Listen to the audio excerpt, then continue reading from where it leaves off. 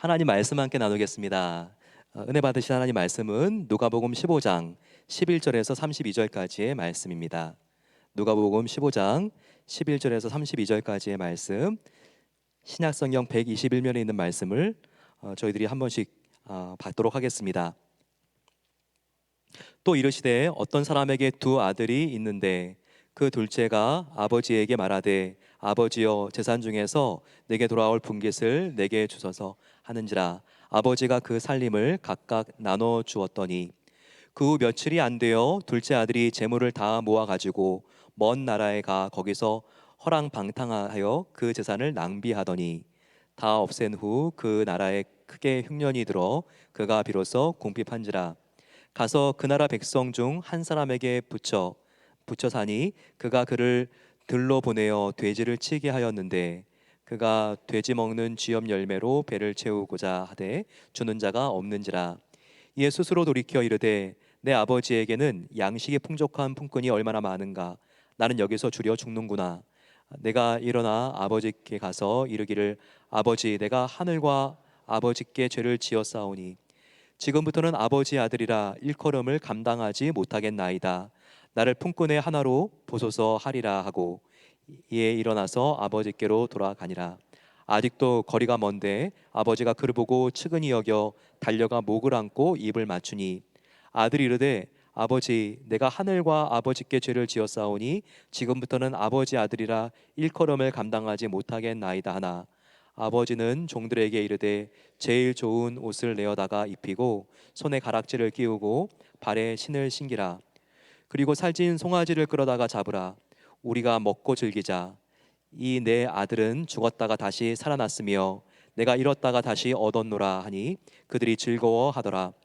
맏아들은 밭에 있다가 돌아와 집에 가까이 왔을 때 풍악과 춤추는 소리를 듣고 한 종을 불러 이 무슨 일인가 물은데 대답하되 당신의 동생이 돌아왔음에 당신의 아버지가 건강한 그를 다시 맞아들이게 됨으로 인하여 살찐 송아지를 잡았나이다 하니 그가 노하여 들어가고자 하지 아니하거늘 아버지가 나와서 권한대 아버지께 대답하여 이르되 내가 여러 해 아버지를 섬겨 명을 어김이 없거늘 내게는 염소 새끼라도 주어 나와 내 벗으로 즐기게 하신 일이 없더니 아버지의 살림을 창녀들과 함께 삼켜버린 이 아들이 돌아오매 이를 위하여 살찐 송아지를 잡으셨나이다.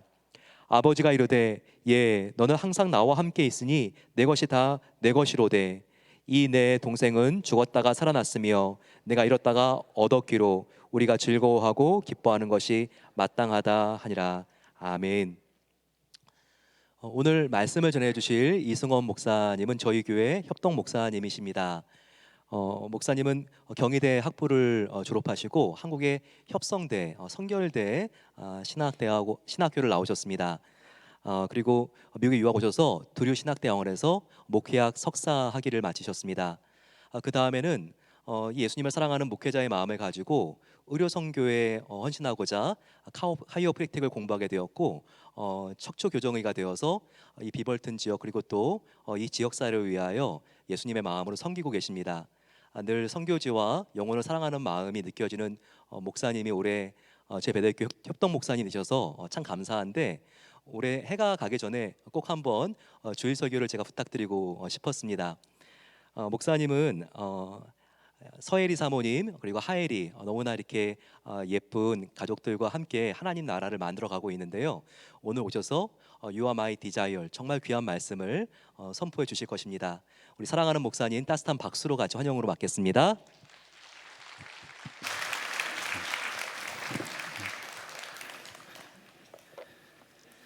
다 같이 먼저 기도하겠습니다. 사랑의 하나님 감사합니다. 죽을 수밖에 없는 저희들을 하나님의 자녀 삼아주시고 또 이렇게 귀한 성전에 나와 하나님을 예배할 수 있도록 허락하신 은혜 감사합니다. 하나님 이 시간 하나님의 은혜를 간구합니다. 하나님 한 사람도 정말 마당 뜰만 밟고 가는 것이 아니라 모두 다 주님을 만나고 가는 놀라운 은혜 있도록 하나님 축복하여 주시옵소서. 이 시간 우리의 마음을 열어주시고 우리의 마음과 같이 우리의 마음이 정말 밖에 나는 비와 같이 은혜의 단비로 말미암아 하나님 촉촉하게 적셔져서 주님께서 생명의 씨앗 말씀을 뿌리실 때에 그 하나님 생명의 씨앗이 우리 마음 밑에 잘 심겨지고 하나님 열매 맺고 그렇게 능력 있는 삶으로 살아갈 수 있도록 이 시간 은혜 더하여 주시옵소서. 주님께서 행하실 일을 기대합니다. 소망합니다. 이 모든 말씀 우리 주 예수 그리스도의 이름으로 기도했습니다. 아멘. 근데 오늘 본문이 포함된 누가복음 15장 전체는 잃어버린 한 마리 양, 또 잃어버린 한 드라크마, 그리고 잃어버린 한 아들의 이야기를 전하고 있습니다. 예수님께서는 당시 바리새인과 서기관들이 멀리하고 있던, 또 멸시하던 이 세리나 죄인들과 함께 교제하시고 식사를 하셨습니다. 그래서 이 바리새인과 서기관들은 예수님에 대해서 수군거렸습니다. 이런 이유로 인해 예수님은 조금 전 세 가지의 비유를 통해서 잃어버린 자를 찾으러 오신 하나님 아버지, 그리고 잃어버렸다가 찾은 그들로 인해 기뻐하시는 하나님 아버지의 마음을 전하고 있습니다. 그럼 잃어버린 한 아들의 이야기를 전하는 오늘의 본문을 들여다보겠습니다. 옛날 유대의 한 아버지가 두 아들과 함께 살고 있었습니다. 어느 날 둘째 아들이 자신에게 돌아올 분깃, 즉 재산을 달라고 아버지에게 떼를 씁니다. 일반적으로 이 유산이라는 것이 부모님이 돌아가셨을 경우에 물려받는 것임에도 불구하고 이 무례한 아들은 지금 당장 그 유산이 필요하다는 겁니다. 그는 가능한 빨리 아버지를 떠나서 아무런 규제 없이 자기 마음대로 살아갈 일탈을 꿈꿔왔던 것 같습니다. 아버지는 이러한 아들의 의도를 분명히 알았을 겁니다. 그렇지만 아무 말 없이 아들의 요구를 들어줍니다. 둘째 아들은 그렇게 제멋대로 허랑방탕하게 살면서 아버지로부터 받은 전 재산을 보란 듯이 다 날려버립니다. 14절에 보니까 그가 빈털터리가 되었을 때에 그 나라에 심한 기근이 들었습니다. 그때에 비로소 그는 궁핍함을 경험하게 됩니다. 이제는 굶어 죽지 않기 위해서 더부살이를 해야 했고, 또한 부정한 짐승인 돼지를 치며 밥벌이를 해야 하는 상황이 되었습니다. 얼마나 배가 고팠는지 이 돼지가 먹는 구정물 속에 쥐엄나무 열매라도 먹고 싶었는데 그것조차 그에게 주는 사람이 없었습니다. 이러한 계속되는 굶주림 속에서 그는 자신이 살 길은 아버지에게로 돌아가는 것밖에 없음을 깨닫게 됐고, 스스로 돌이켜 귀향을 결심하게 됩니다. 그것과 더불어 그는 자신이 행한 일들로 아버지에게 죄를 지었음을 깨닫게 되었습니다. 그는 자책하며 나는 더 이상 아버지의 아들이라고 불릴 자격이 없으니 나를 품꾼으로 삼아 주십시오라고 말해야겠다고 생각합니다. 이제서야 현실적으로 자신의 모습을 성찰할 수 있게 된 아들. 그는 스스로 아버지의 아들이라 불릴 자격도 없다고 자책하지만 누가 뭐라 해도 그는 아버지의 아들이었습니다. 내 자신의 모습을 성찰하고 참나의 모습으로 돌아가는 것, 그리고 내가 있어야 할 곳, 내가 돌아가야 할 곳으로 돌아가는 것, 이것이 바로 둘째 아들이 깨달은 회개의 참 의미였던 것입니다. 그 깨달음 후에 18절 말씀처럼 그 아들은 그 자리를 단호하게 박차고 일어나 뒤도 돌아보지 않고 염치불구하지만 아버지께로 돌아갑니다. 성경의 이야기이지만 세상 많은 사람들도 아는 그로 그는 바로 돌아온 탕자입니다. 여기서 이 탕은 한자어인데 영어로는 프레딜과 같은 뜻으로 낭비하다라는 의미입니다.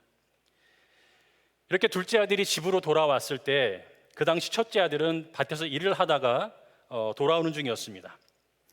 집에 도착한 순간 뭔가 이 평소와는 다른 분위기를 알아차리게 되었습니다. 신나는 음악 소리와 함께 춤을 추며 노는 소리가 집 밖까지 들렸기 때문입니다. 이게 도대체 무슨 일이지? 큰아들은 무척 궁금했을 것입니다. 그래서 종을 불러서 물어봅니다. 그리고 동생이 무사히 집에 돌아왔다는 소식을 듣게 됩니다. 그런 동생을 위해서 아버지가 제일 좋은 옷으로 입혔다는 말도 듣습니다. 손에 반지도 끼워줬다고 합니다. 뭐 티파니나 까르띠에 정도 되었을까요? 새신도 신겨주고 아주 토실토실 살찐 송아지까지 잡아서 쇠고기 파티를 연다고 하니 펄컥 화가 났던 것 같습니다. 쇠고기의 진심인 저로서도 엄청 화가 났을 것 같습니다. 그래서일까요? 첫째 아들은 집으로 들어갈 마음조차 생기지 않았던 것 같습니다. 동생이 살아 돌아오는 바람에 형은 자신이 받을 유산의 일부분을 다시 동생에게 나눠줘야 하는 게 화가 났을 수도 있습니다. 모든 걸 허랑방탕하게 다 허비하고 뻔뻔하게 돌아온 동생을 위해 잔치를 베풀어 주시는 이 아버지의 모습이 너무나 부당했던 것 같습니다. 첫째 아들은 자신을 달래기 위해 나온 아버지에게 불평을 늘어놓습니다. 아버지, 저는 정말 열심히 아버지를 섬겼습니다. 아버지의 명령 또한 한 번도 어긴 적이 없습니다. 그런데 도대체 저에겐 뭘 해주셨습니까? 저랑은 다르게 대놓고 저렇게 죄짓고 막 사는 동생한테는 어떻게 저렇게 또 다 퍼주시는 겁니까? 29절에 나오는 섬기다라는 단어는 듀리오라는 원어로부터 번역되었습니다. 이 단어는 순종하다의 의미도 있지만 이 주로 율법을 형식적으로 준수하는 것과 관련되어 사용되었습니다.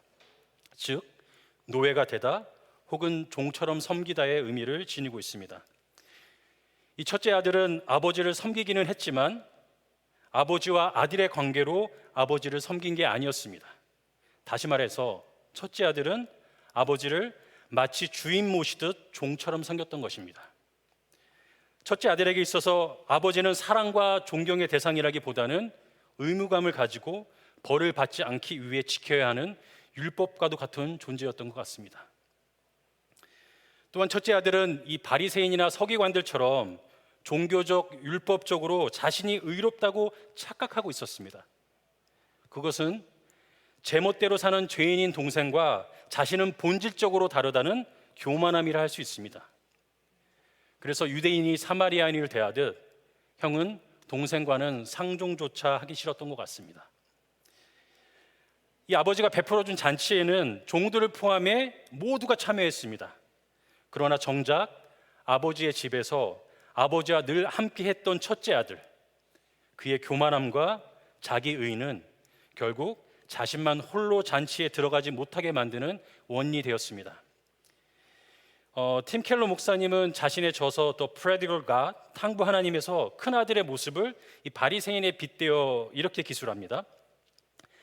바리새인은 죄를 지으면 비참한 심정으로 회개한다. 자신을 벌하거나 자기 연약함 때문에 비탄에 잠길 수도 있다. 그러나 그게 끝나면 그들은 여전히 형이다. 바리새인의 회개는 깊이가 없어 문제의 핵심에 가닿지 못한다. 그 핵심이란 무엇인가? 형을 구원의 잔치에 들어가지 못하게 막는 것은 자신의 나쁜 행실에 대한 회개가 아니라 선한 행실에 대한 교만이다. 바리새인과 하나님 사이를 막는 주된 장벽은 그들의 죄가 아니라 그들의 저주받을 선행이다. 이런 첫째 아들이지만 아버지는 깊은 사랑의 마음을 담아 자비롭게 말합니다. 얘야, 너는 늘 나와 함께 있지 않느냐? 또 내가 가진 것이 다 내 것이란다. 첫째 아들은 아버지와 한 집에서 살기는 했지만 아버지와 함께 삶의 기쁨이 없었던 것 같습니다. 그래서인지 첫째 아들은 이미 자신에게 부여된 수많은 권리와 축복을 알지도 누리지도 못하고 있는 것 같습니다.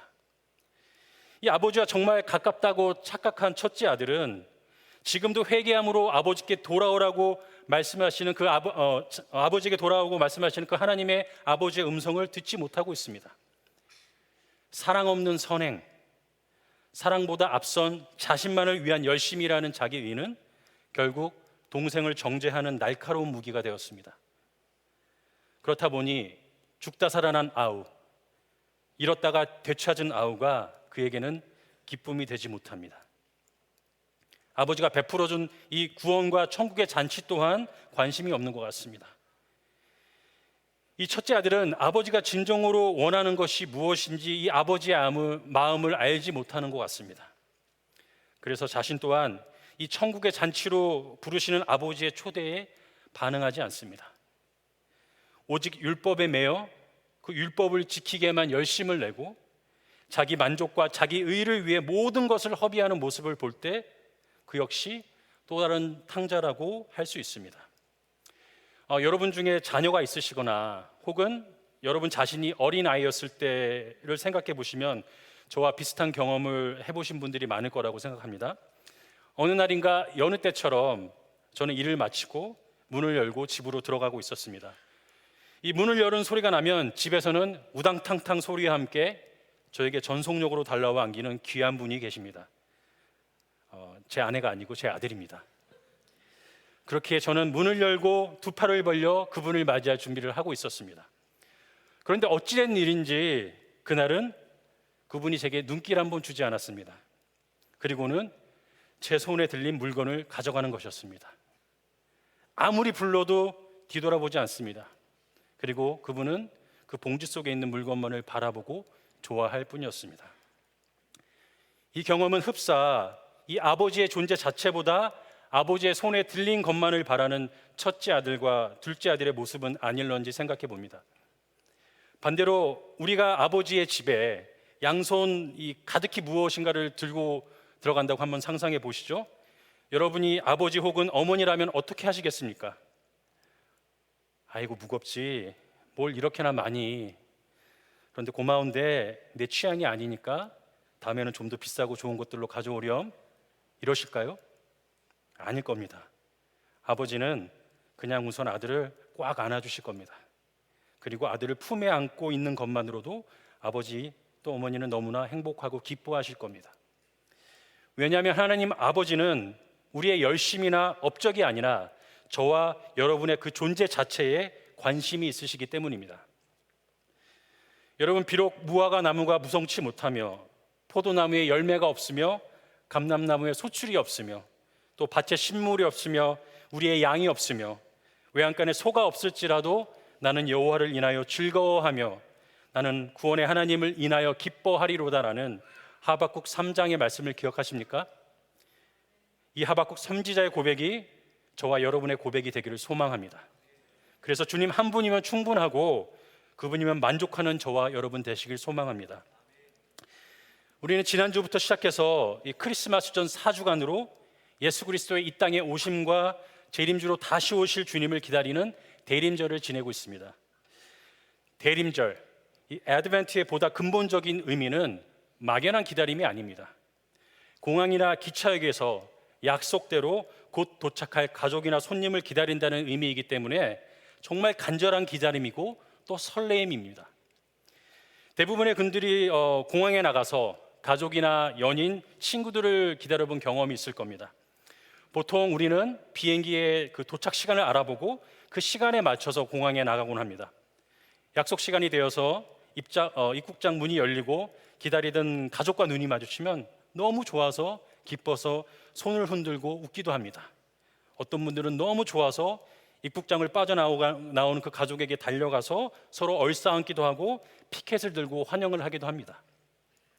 그렇다면 오늘 본문에 나오는 이 잃어버린 아들을 향한 이 아버지의 기다림은 어떤 모습인지를 살펴봐야 할 것 같습니다. 20절에서 회개하여 돌아온 아들을 본 아버지는 아직도 거리가 먼데 아들을 보자마자 그 마음에 측은히 여겨서 달려나갑니다. 그리고 아들의 목을 껴안고 입을 맞춥니다. 여기서 원어적 의미의 측은함이란 이 가슴 아픈 사랑이 내장에까지 전달될 정도만큼의 아주 절절한 상태를 의미한다고 합니다. 그러니까 아버지는 정말 그렇게 간절히 가슴 졸이며 아들이 오기만을 오랜 세월 오매불망 기다리고 있었던 것입니다. 어떻게 아버지는 먼 거리에 있었던 아들을 단번에 알아볼 수 있었을까요? 어느 날 우연히 밖에 나와 있다가 아들을 발견했던 것일까요? 이 아버지의 기다림은 도착 시간을 이미 알고 시간에 맞춰 공항에서 기다리는 그 기다림과는 다른 기다림이었습니다. 아버지의 기다림은 비가 오나 눈이 오나 그 자리에서 날마다 변함없이 아들이 오기만을 기다리는 포기하지 않는 기다림입니다. 이 당시 이 유대의 관습상 아버지가 아들에게 달려나가는 것, 특히 종교적으로 도덕적으로 명백히 악한 죄인이었던 아들에게 달려나가는 일은 통념상 금기되었던 일이었습니다. 그런데 아버지는 그 금기를 과감히 깨버립니다. 그리고 자신에게 닥칠지도 모를 어떠한 위험도 아랑곳하지 않고 아들을 맞이한 것이었습니다. 종교와 세상은 아들을 무가치하고 죄인 중에 죄인이라고 치부할지 몰라도 아버지에게는 그런 아들조차 당신의 생명보다 귀한 아들이었기 때문입니다. 우리가 대림절을 보내면서 제가 오늘의 본문을 묵상하다 보니 예수 그리스도의 오심을 기다리는 우리들의 기다림뿐만 아니라 우리가 아버지께 돌아오고 더 가까이 다가오기를 기다리고 계시는 이 하나님 아버지의 기다림을 생각해 보게 됩니다. 우리는 4주간의 기간을 정해서 애드벤트를 보내고 있지만 언제 돌아올지, 또 언제 다가올지 도무지 알 수 없는 자녀들을 기다리시는 하나님 아버지, 그분의 애드벤트는 이전에도 지금도 그리고 앞으로도 계속되는 포기하지 않으시는 기다림이라 할 것입니다. 왜냐하면 하나님 아버지는, 아버지 되시는 하나님은 한 영혼이 회개하여 돌아오는 사건을 정말 귀히 여기실 뿐만 아니라 그 사건이 당신에게는 너무나 큰 기쁨이 되기 때문입니다. 그렇기 때문에 무조건적이고도 무모해 보이는 사랑으로 두 아들을 대하시고 모든 것을 쏟아부으며 잔치를 베푸시는 아버지는 탕부라 할 수 있습니다. 그래서 우리가 대림절을 통해서 우리들에게도 동일하게 쏟아부으시는 이 탕부 하나님 아버지의 헌신과 사랑을 다시금 생각해보고 누릴 수 있는 시간이 되었으면 좋겠습니다. 뉴욕 브루클린 다운타운에 가면 1847년에 세워진 브루클린 터버너클이라는 교회가 있습니다. 만여 명의 이 다인종 교인들이 예배를 드리고 있기로 유명하고, 또 무엇보다 300여 명이 넘는 이 콰이어로 유명한 교회이기도 합니다. 그래서 그래미 어워드를 6번이나 수상을 했고, 또 대통령 취임식에서 The Battle Hymn of the Republic, 한국말로는 마귀들과 싸울지라라는 찬양을 멋지게 부르기도 했습니다. 다 같이 한번 그 영상을 한번 보실까요? 그 찬양은 아니지만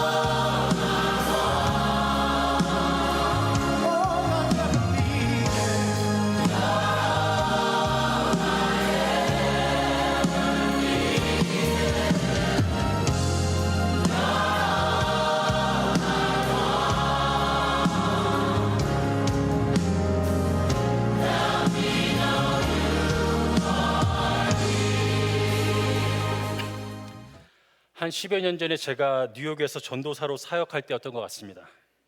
주일마다 사역을 해야 하기에 기회가 없기도 했고, 또 막상 이 사역을 쉴 때도 이 교회에 가서 예배를 드려봐야겠다는 생각을 별로 가지는 못했던 것 같습니다. 그런데 이날은 마치 어떤 간절함에 이끌렸던 것 같습니다. 그래서 처음으로 브루클린 터버너클 교회에 가서 예배를 드리게 되었습니다. 그리고 예배를 드리던 중에 부른 한 노래가, 영상에 나왔던 이 노래가, 그리고 그 노래의 한 문장이 저를 완전히 회복시켰고 제 모든 상황을 역전시켜 버렸습니다. 그 당시 저는 오랜 유학 생활로 심신이 지칠 대로 지쳐 있었던 것 같습니다. 뉴저지 두루 신학교에서 2개의 신대원 과정을 졸업하자마자 커네티컷에 있는 카로프랙터 스쿨에 입학했습니다. 그리고 잘 버티고 정말 잘 버텨서 졸업됐습니다. 하지만 이 거듭되는 라이센스 시험의 낙방으로 제 스스로에게 얼마나 많은 실망을 했는지 모릅니다. 나는 정말 머리가 나빠. 나는 안 되나 봐. 나는 정말 루저야라는 생각을 밥 먹듯이 했었습니다. 왜냐하면 거의 모든 동기들은 졸업과 동시에 혹은 졸업 후 바로 모든 시험을 다 통과하고 면허를 받고 프랙티스를 하고 있었기 때문입니다. 하나님께 이런 불평을 많이 했던 것 같습니다. 하나님, 저는 다른 동기들처럼 라이센스 따고 돈 벌기 위해서 공부한 거 아니라는 거 너무 잘 아시잖아요. 그저 하나님 전하는 전도의 도구로 사용하겠다고 이렇게 코피 터질 만큼 공부한 건데 왜 이러시는 건가요, 하나님? 그리고 오랜 시간 사역자로 사역을 하면서 저는 하나님의 자녀됨을 가르쳤고, 그렇게 살아야 한다고 설교해 왔었습니다. 그런데 정작 저는 그 가르침을 살아내지 못하고 있더라고요. 그래서 제 자신의 믿음이 허울뿐인 것 같아서 너무나 낙심되고 실망했던 기억이 납니다. 무엇보다도 무더운 여름 뉴욕의 폭염 속에서도 제 옆구리는 항상 시리고 아렸습니다. 무슨 뜻인지 이해 못하시나요? 제 와이프가 저를 구원해 주었습니다. 늘 이런 상황에 매몰되어 수도 없이 무너지고 넘어지던 나, 수많은 부정적인 감정들을 날마다 곱씹고 자기 실망으로 삶을 허비하고 탕진해 버리고 있던 나, 내 열심을 앞세워서 자기 의를 합리화하던 나, 나는 저들과 다르다는 교만함으로 가득 차 있던 나, 그런 저는 또 다른 탕자였습니다. 이 노래를 한번 부르고 난 뒤 다시 이 노래를 부르고 있었습니다. 반복해서. 여러분이 아시는 것처럼 이 노래는, 여러분이 불렀던 이 Draw Me Close to You라는 노래는 하나님을 향한 우리의 사랑을 고백하는, 우리의 마음을 고백하는 노래입니다. 그래서 노래를 부르기 시작했습니다. Draw Me Close to You, Never Let Me Go 이렇게 부르다가 You Are My Desire라는 가사를 부르는 순간, 이게 잘못 전하면 신비주의 같을 수도 있지만 제가 경험한 거를 최대한 잘 설명해서 전하도록 하겠습니다. 어떤 형태가 눈에 또렷이 보이는 것은 아니었는데 강대상으로부터, 아마 방송실에 있던 거리쯤 됐었던 것 같아요. 그 가사가 어떤 하나의 움직임으로 제게 다가와 제 몸을 가득 채우는 경험을 하게 되었습니다. 믿음의 언어로 표현한다면 성령의 역사하심이었겠지요. 순간 제 눈에서는 주체할 수는 없는 눈물이 흘렀습니다. 마음이 너무 평안해지고 기쁜데 정말 통곡을 하며 엉엉 울었던 것 같습니다. 그때부터 이 노래의 가사는 하나님이 제게 고백하시는 사랑의 노래가 되었습니다. Son, you are my desire. No one else will do, because nothing else can take your place. You are all I want. You are all I ever needed. 아들아, 그 무엇과도 누구와도 바꿀 수 없는 너는 나의 소망이란다. 누구보다 너는 나의 모든 것이 된단다. 그런 나는 정말 필요하단다. 이 가슴에 두근거림이 계속 느껴질 만큼 너무 놀라기도 했던 그날, 그 사건이 있던 날 밤 늦게까지 저는 기쁨으로 잠을 이루지 못했던 기억이 납니다. 주님이 참 소망이 되시지 않으면 아무런 소망이 없는 제게, 죄인 중에 죄인일 수밖에 없는, 죽을 수밖에 없는 제게 주님은 오히려 You are my desire 이라고 고백하십니다. 도무지 말로는 표현할 수 없는 저와 여러분을 향하신 하나님 아버지의 사랑을 어떻게 이해할 수 있을까요? 다 이해할 수 있을까요? 그 누구라도 무한한 하나님의 사랑을 온전히 이해하는 사람은 없을 겁니다. 저 역시도 그렇고요. 그렇지만 저는 누구보다 하나님의 사랑을 더 알고 더 이해하고 싶습니다. 그리고 무엇보다도 그분의 사랑을 늘 실질적으로 누리고 살고 싶은 간절한 소망이 있습니다. 왜 어른들이 그런 말씀 하시잖아요. 결혼해서 애를 낳아봐야 어른이 된다고? 그렇게 결혼해서 저도 이제 제 애를 낳아 보니까, 물론 제 배가 아파서 난 건 아니고요, 아빠가 되어 보니까 이 하나님 아버지의 사랑을 조금은 더 알겠더라고요. 이 7년의 오랜 기다림 끝에 하나님께서 아들 하엘이를 저희 가정에 보내주셨습니다. 그리고 한 2살 정도 되었을 때 집 밖으로 외출을 하고 또 사람들과 접촉을 하기 시작했던 것 같습니다. 코로나 때문에 조금 그 시간이 늦었죠. 이 열이면 열 만나는 사람들에게 가장 많이 들었던 말이, 아이고 요 녀석 완전 아빠 붕어빵이네. 어떻게 이렇게 아빠랑 똑같지? 그래서 이렇게 잘생겼구나 였습니다. 역시 사람들이 보는 눈은 굉장히 정확합니다. 이 너무나 사랑하는 하나님의 아들, 제게 맡겨주신 하엘이랑 삶을 같이 살아가다 보니 이 눈에 넣어도 아프지 않는다는 말을 이해하기 시작했습니다. 하엘이가 아플 때면 차라리 하엘이 대신 제가 아팠으면 좋겠습니다. 하엘이를 위해서라면 제 몸의 일부뿐만이 아니라 제 생명도 내놓을 수 있을 것 같습니다. 그런데요, 여러분, 하나님께서 아브라함처럼 아들인 이삭을 번제로 드리라고 말씀하신다면 저는 솔직히 그렇게 할 수 없을 것 같습니다. 여러분들이 아시다시피 하나님은 당신께 순종함으로 아들 이삭을 주기로 했던 아브라함의 행위를 멈추게 하셨습니다. 하지만 하나님은 하실 수 있다면 이 잔을 내게서 거둬 주십시오라는 아들의 간청은 거부하셨습니다. 그리고 아버지 하나님은 하나뿐인 아들 예수를 십자가에 매달도록 허락하셨습니다. 이 죄 없는 하나님의 아들이 세상 모든 죄를 짊어지시고 마지막 남은 피 한 방울을 다 쏟아질 때까지 냉청을 하리만큼 묵묵히 기다리신 하나님. 가슴이 찢어지는 아픔이었겠지만 하나님은 당신의 하나뿐인 아들을 매정하게 외면하셨습니다. 왜일까요? 하나님은 그렇게 하시면서까지 저와 여러분을 향한 당신의 사랑을 확증하기 원하시니까요. 그렇게 해야지만 예수 그리스도라는 유일한 생명의 길, 그 길을 제시해 주시고 그 구원의 길을 통해서 우리를 아버지에게로 인도할 수 있으니까요. 과연 이 세상에 누가, 그리고 그 어떤 신이 하나뿐인 자기 아기를 죽이면서까지, 그것도 아무 소망이 없고 죽을 수밖에 없는 죄인인 당신의 창조물인 인간을 위해 그 무모하고도 무조건적인 사랑을 쏟아부을 수 있을까요? 아버지 하나님은 왜 도무지 이해할 수 없는 우리를 향한 사랑을 멈추지 않으시는 걸까요?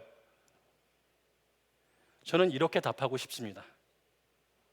제가 하나님 아빠의 아들이니까요. 여러분도 하나님 아빠의 딸이고 아들이니까요. 창세기 1장의 말씀처럼 저와 여러분이 하나님의 형상대로 지어진 하나님 아빠의 붕어빵이니까요. 하나님이 사랑하시는 여러분, 예수님 오늘 처음 믿었던 수십 년 예수 믿은 사람이든 누구나 예외 없이 우리 안에는 첫째 아들의 모습도 있고 둘째 아들의 모습도 있습니다. 또한 내가 평가하는 나의 모습이 있고 타인에 의해 평가되는 나의 모습이 있고 우리는 누군가를 평가하기도 합니다. 이런 평가들 때문에 우리는 때때로 낭망하기도 하고 하나님이 주신 존재의 가치를 망각하기도 합니다. 그런데 제가 오늘 여러분에게 다시 한번 알려드리고 싶은 것은 그 누구에 의해서도 하나님이 선포하신 여러분의 존재의 가치는 변하지 않는다는 것입니다. 하나님이 노래의 가사를 통해서 제게 고백하셨듯 여러분에게도 동일하게 말씀하십니다. 아들아, 딸아, You are my desire. 저는 이번 애드벤트를 지내면서 우리 모두에게 수동적인 기다림을 넘어서는 능동적인 다가감의 은혜가 있기를 소망합니다. 예수 그리스도를 힘입어 죄의 자리를 박차고 일어나기를 소망합니다. 그리고 회개함으로 돌아서서 우리를 기다리시는 사랑의 아버지에게로 돌아갔으면 좋겠습니다. 막연하게 형식적으로 믿던 종교적인 신이 아닌 살아계신 아빠 하나님께 더 가까이 나아갔으면 좋겠습니다. 그렇게 우리 모두 하나님의 잔치에 참여해 이 땅에서 천국을 맛보아 살아갔으면 좋겠습니다. 그리고 우리가 맛보아 경험한 이 천국 잔치에 더 많은 이들을 초청하고 그 사랑과 은혜를 함께 누릴 수 있었으면 좋겠습니다. 우리 찬양팀 올라와 주시고요. 제가 일부 예배 후 한 교인과 인사를 하다 이전에 제 모습을 떠올리게 되었습니다. 제가 정말 하나님의 디자이어가 될 수 있다고요? 제가 늘 그랬던 것 같습니다. 하나님이 저의 디자이어시지 내가 하나님의 디자이어가 된다고요? 저도 오랜 기간 주님께 제 사랑을 고백하기만 했지 나는 그런 존재가 될 수 없다고 생각했었습니다. 사단이 거짓으로 참수하는 속임수에 늘 넘어갔었습니다. 에이, 내가 무슨 나 같은 놈이 어떻게 해?